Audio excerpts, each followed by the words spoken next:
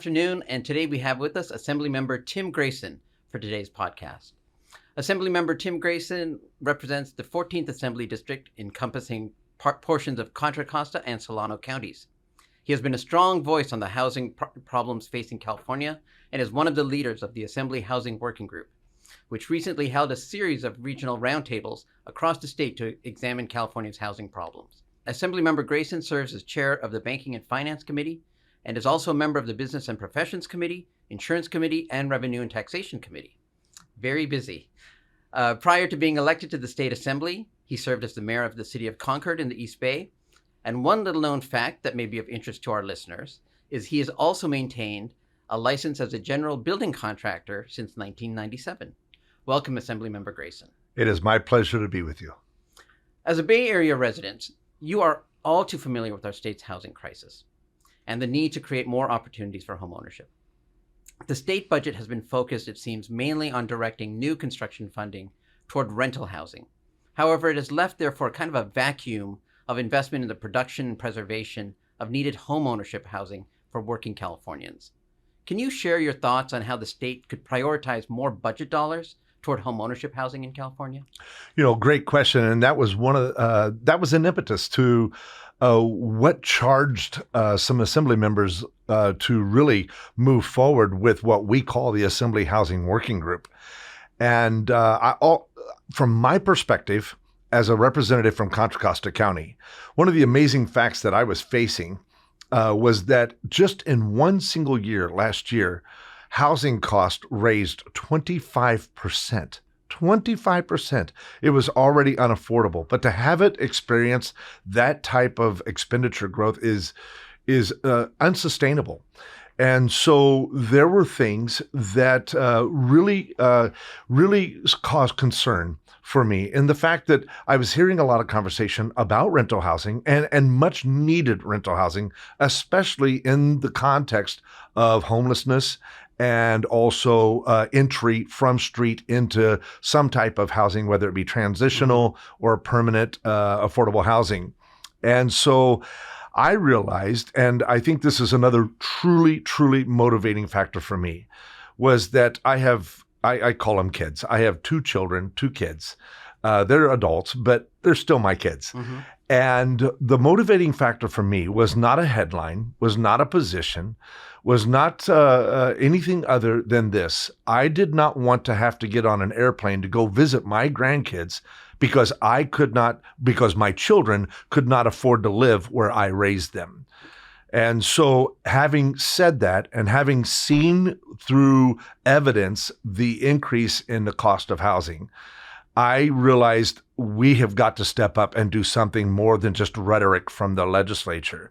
We have to have the support of the budget, and we have to have the political will of the legislators themselves to pass policy that does more than just put a roof over someone's head and a front door in front of them. But we have got to position people for ownership, homeownership, which is what strengthens the economy and makes our community stronger. Thank you, Assemblymember. Do you think the $45 billion surplus, or possibly even more, it looks like, could provide more opportunities to help enable homeownership?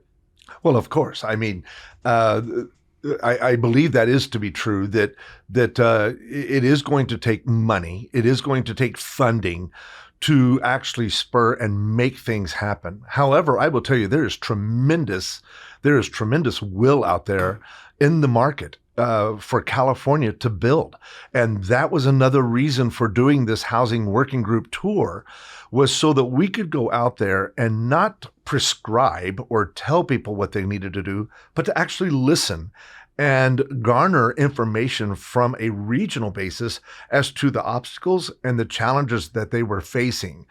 And by that, being able to come back to Sacramento and do more than just take a handful of money and throw it at the problem, but to actually come up with policy to match the funding to actually get something done, and for development to be opened up and for production to actually happen in California.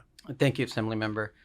C.A.R., the California Association of Realtors, is part of a coalition, including Habitat for Humanity, that is supporting an additional $200 million in the 2022-2023 budget to support new construction within the Cal Home program. What do you think of the Cal Home program, and do you think more investment into this program is a worthwhile investment? The Cal Home program and Cal HA or HFA, I think it's a tremendous program. And I think promoting home ownership is so very, very important. But again, when dealing with state agencies, we face the struggle of bureaucracy. We face the struggle of being able to put funding out there, but then being able to position for that funding to actually get where it needs to go to make something happen. That's why I authored AB 1135. The whole purpose behind that was to address the agencies that oversee and distribute the funding for distribute funding for tax credits for affordable housing.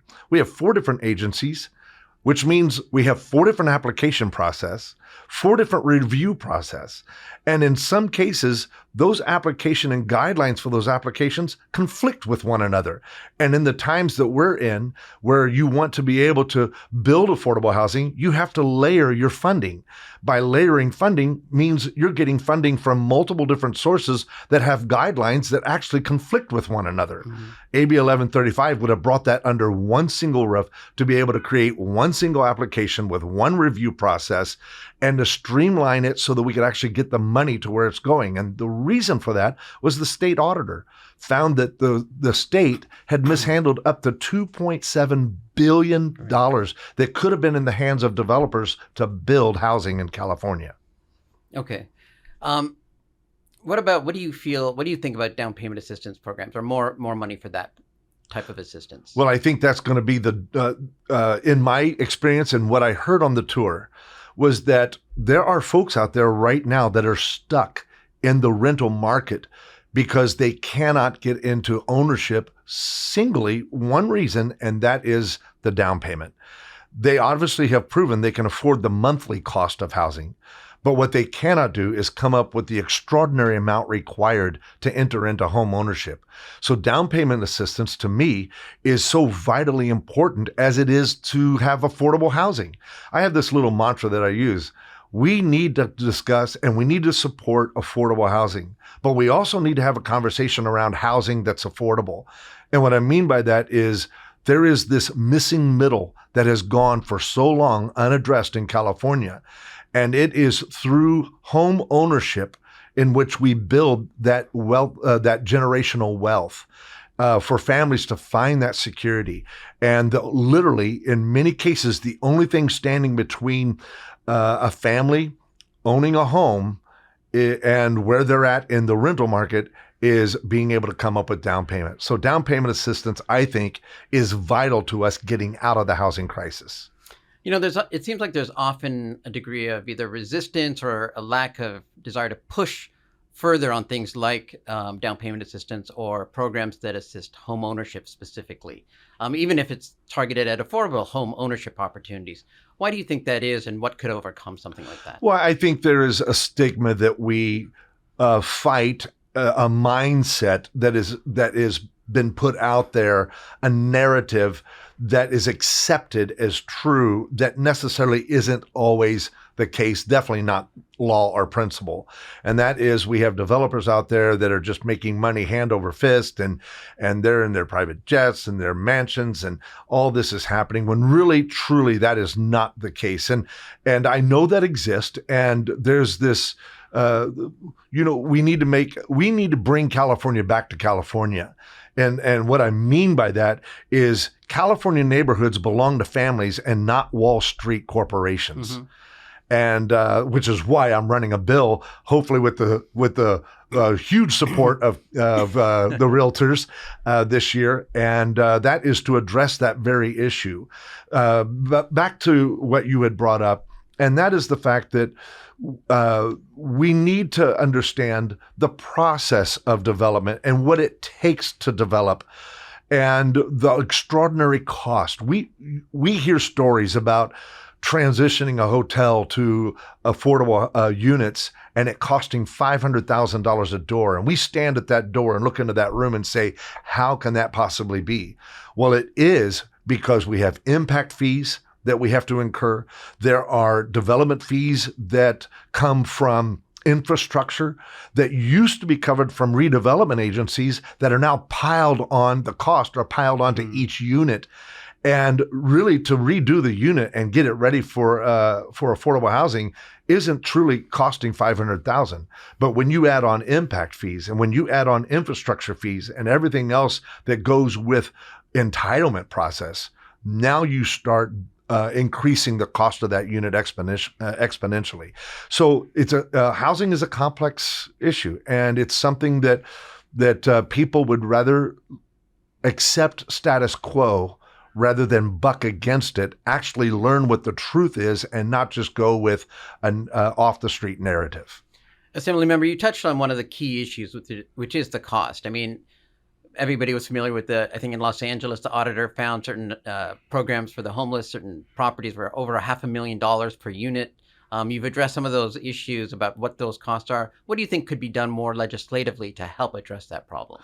So I have sat on a city council. I know what it's like as a council member, as a vice mayor, as a mayor, having stood on the backside of a planning desk and understanding the dire need and the importance of impact fees that help pave the streets, that help pour the sidewalks, and that provide the much needed infrastructure, such as sewer and water and electricity. So I understand how vital those fees are. I also understand, having been and still am a general contractor, standing on the other side of that counter and having those fees be piled on to the point that it actually costs more for the fees than the actual ADU, the accessory dwelling unit. Mm-hmm. And so I think there is a really great opportunity here where the state could partner with local municipalities. And if the local municipality would entitle property and would allow development to come in that would address affordable housing needs, that would address the missing middle market, then there could be a relationship, a partnership there where fees are actually backfilled by the money that the governor has already earmarked in the budget for housing. And so that we actually direct where that money's going rather than just throwing it into the air and letting it land where it may, where the winds blow it, and letting certain regions benefit when all boats should be able to rise in the state of California. So I think providing backfill for impact fees, I think also providing a way for infrastructure cost again to be covered, or find ways for municipalities to obtain funding for infrastructure costs would be huge in housing cost. Thank you. I just want to go back to what you stated about some of the resistance to funding for things like down payment assistance programs or Cal Homes. Is maybe a perception that money isn't necessarily going to reach the intended recipients, but might be taken by developers or others. Why do you, and you mentioned that that's some of the resistance. In general, though, budgetary allocations don't seem to go toward home ownership programs also in general as much, because many of the concerns that you just raised could also apply to other types of development. Why do you think there isn't just more of a push for home ownership, given, just as you stated, it is one of the best ways for working Californians to get a foothold? There actually is cause and effect here.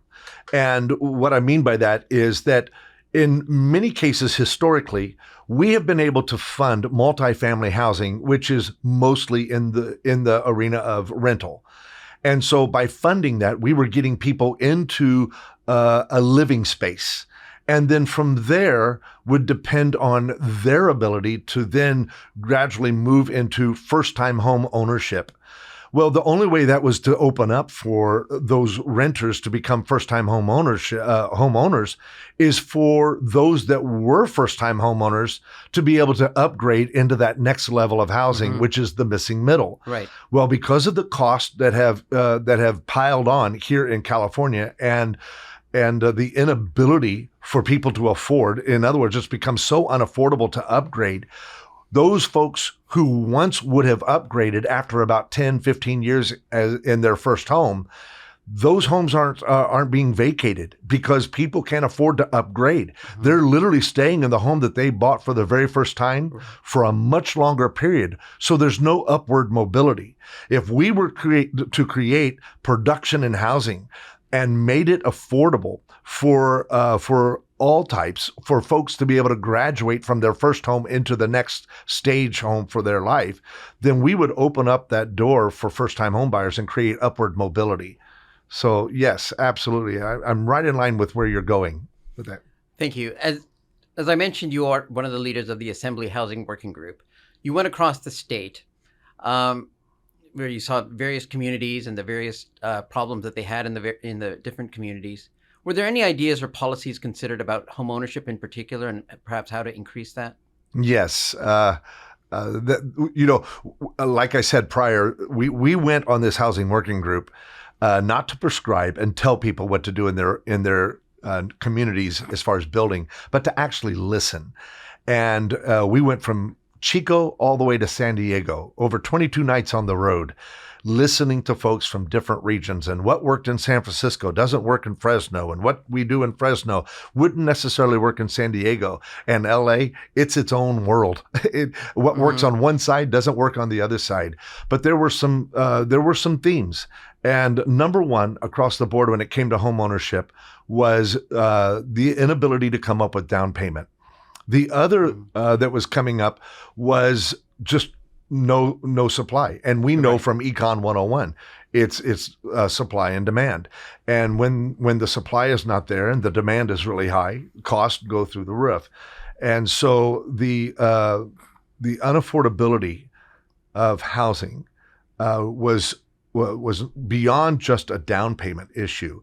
It was delving into the fact that there's no supply. And we have got to get to a place where we open up the doors to housing production in California. And that was a strong, strong theme. Yeah, I mean, I think you've hit the nail on the head. Our association is also a strong believer that, as you mentioned, basic economics, if you had more supply, we could do something about these costs.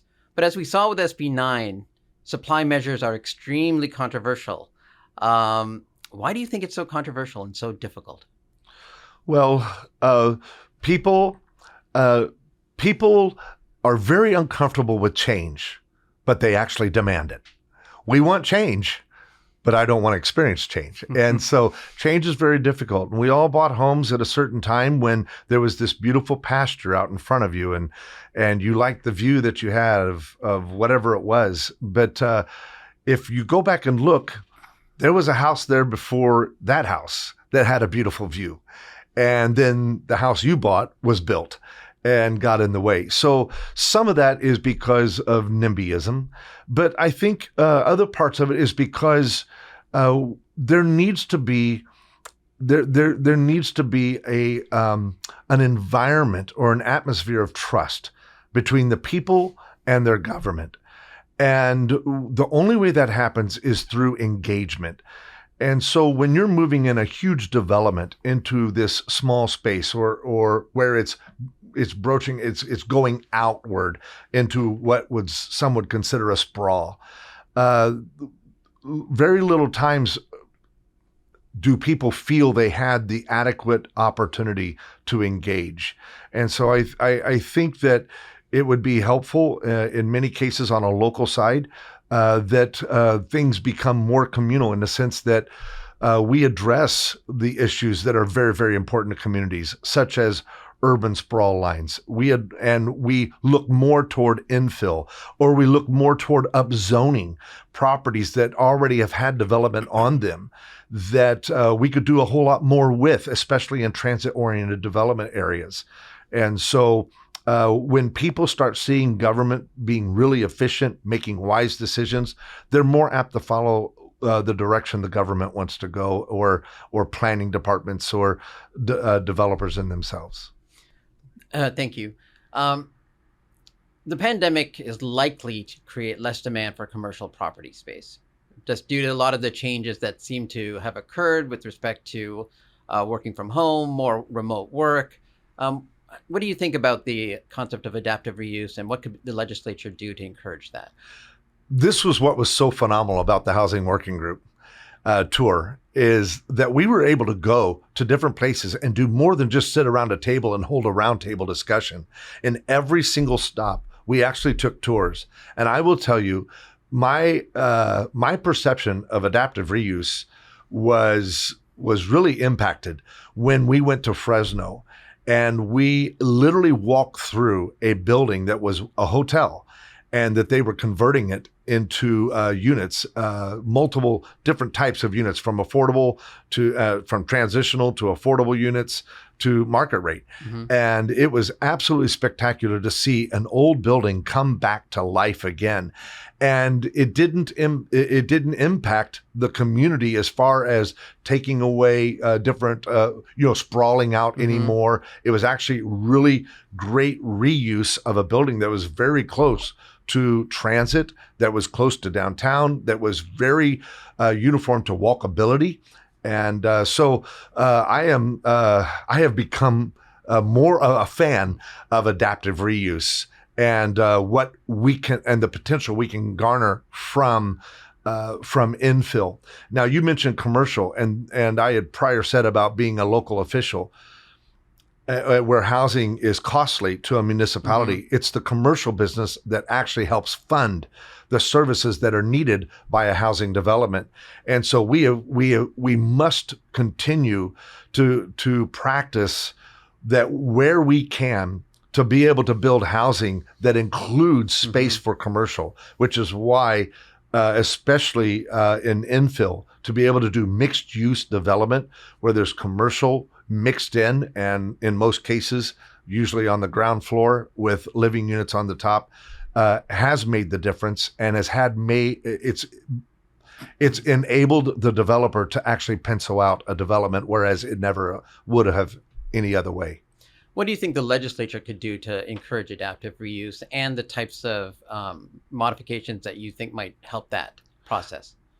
I think encouraging and incentivizing local municipalities to go back and look at their zoning and help them and provide some funding to local municipalities that are willing to go and take another look at certain properties that are zoned exclusive for commercial, and allow there to be a rezone for mixed use, Mm-hmm. and then incentivize that kind of development, because most certainly in every case, there's going to have to be some funding for infrastructure.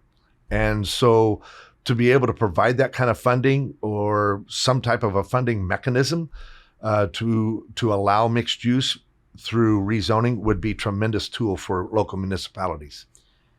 Prior to my moving to Sacramento, I lived in Pasadena, California, and I don't know if this mandate is still there, but almost all the new condominium projects had that commercial on the first level, and then condominiums or apartments above. So that was a kind of a staple of that city, at least, and it worked fine. It was pretty good. You had visionary planners. You had visionary leaders in the city to be able to make that happen, and Yeah. I think that is what makes a community strong and walkable and environmentally Mm-hmm. friendly.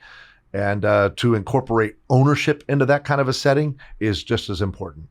We also have a problem in many regions of the state with insurance right now, in particular those areas where there are fire issues. I believe you have some districts, areas like that in your district. What do you think can be done with this very, very complicated problem? Well, What's your answer? Can you give us an answer today, Assemblymember Grayson? I have yet to pigeonhole that issue into a single answer.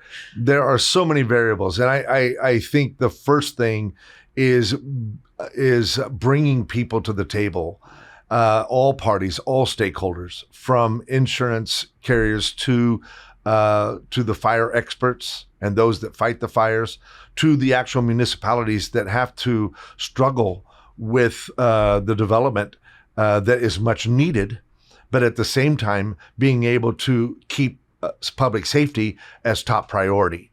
And so bringing folks to the table and learning what can be done again. And I think that goes back to making sure that we revisit some of the building standards that we have. And instead of a one size fits all, we actually develop adaptive policies for high risk wildfire areas.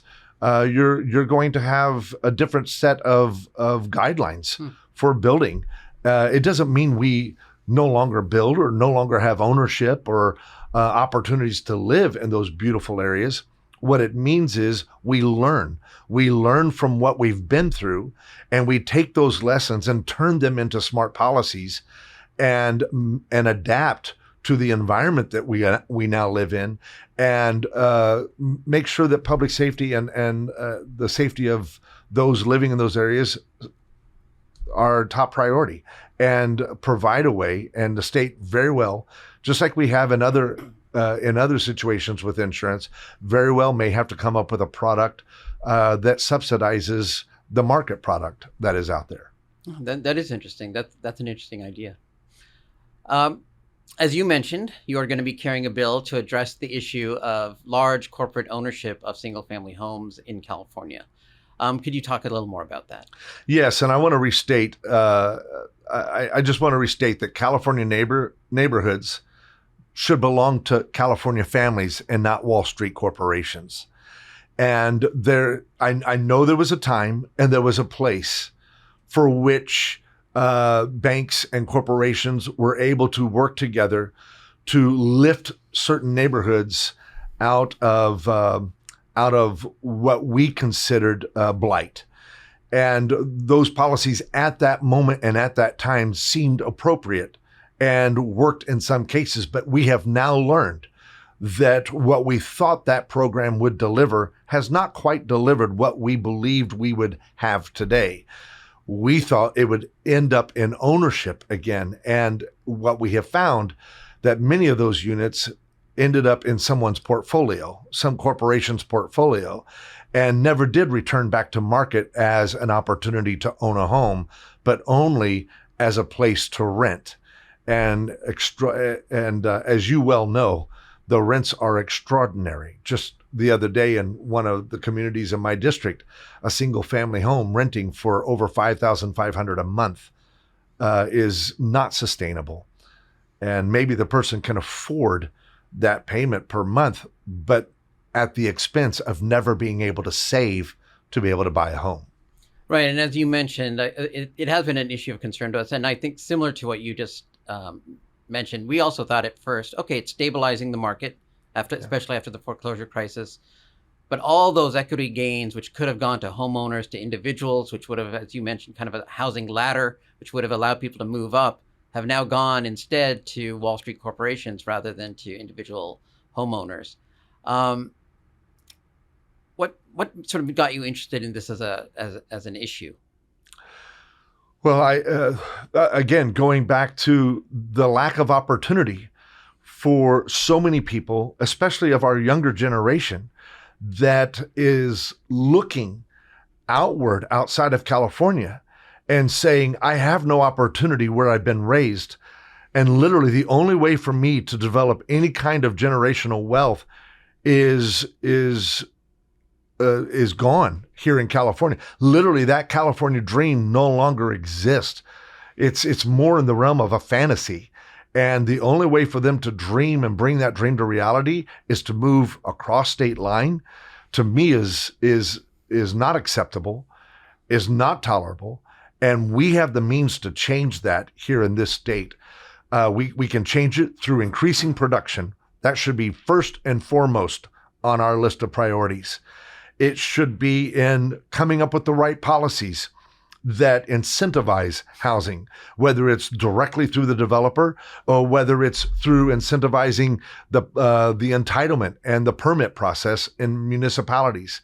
But then it's also making sure that we have that ladder that exists for people who have already entered into the homeownership market that can now climb that ladder and afford that ascension, while allowing others create that vacuum to bring people out of the rental market into a home ownership market.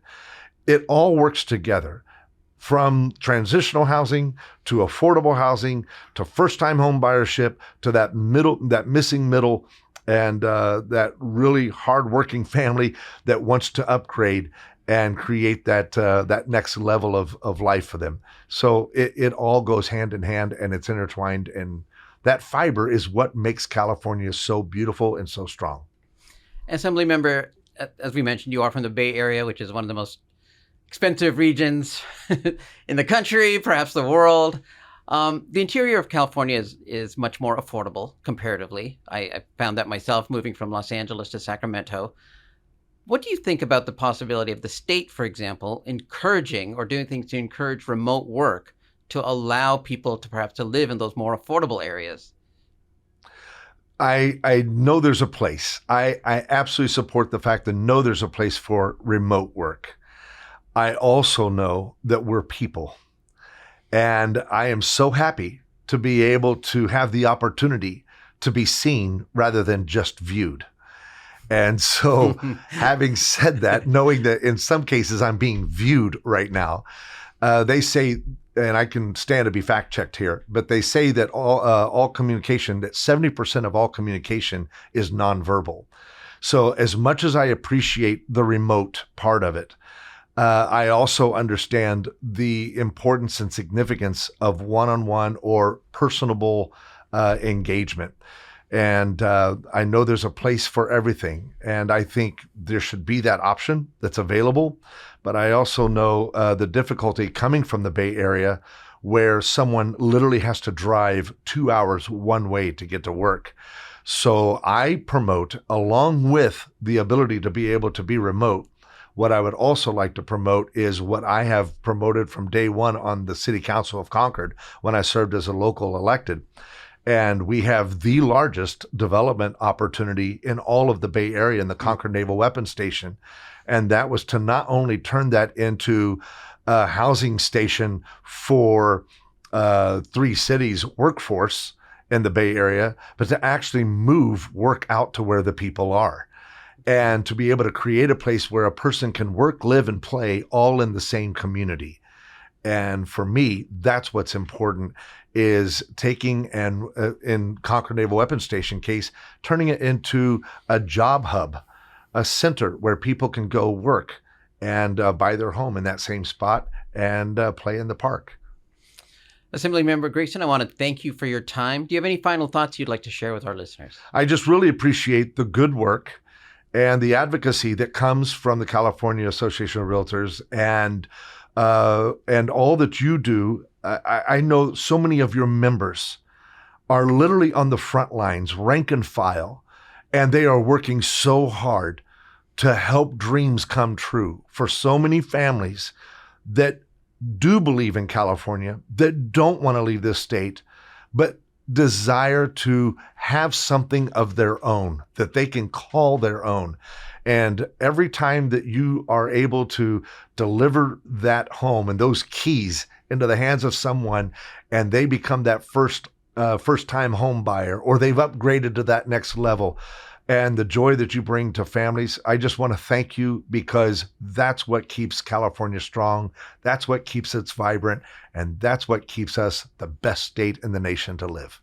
Thank you, Assemblymember Grayson. And we look forward to working with you on the bill to address the problems of corporate ownership. Thank you very much. Thank you so much.